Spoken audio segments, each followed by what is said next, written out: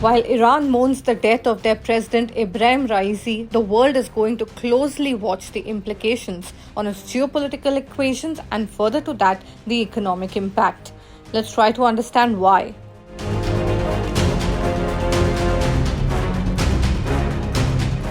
Raisi was long seen as a potential successor to Iran's supreme leader Ayatollah Ali Khamenei. He was killed in a helicopter crash in the mountainous terrain near the Azerbaijan border.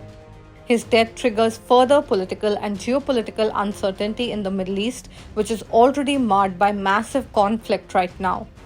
After this news, crude oil prices rose and gold also hit an all-time high. Since it's viewed as a safe haven asset, people tend to accumulate it during tumultuous times. The Middle East is a major oil-producing region, and Iran produces the third largest amount of oil in OPEC nations.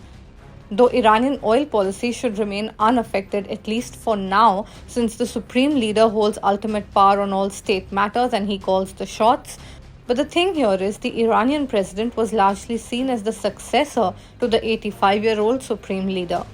While Iran's political structure is complicated and it's opaque, there are now no top contenders for this position besides possibly Khamenei's son. But that has its own complications. One being that his public popularity hasn't been tested at all yet, and Iran has a fraught legacy with the concept of inherited rule. Now Iran has appointed the first vice president, Mohammad Mokber, as the interim president.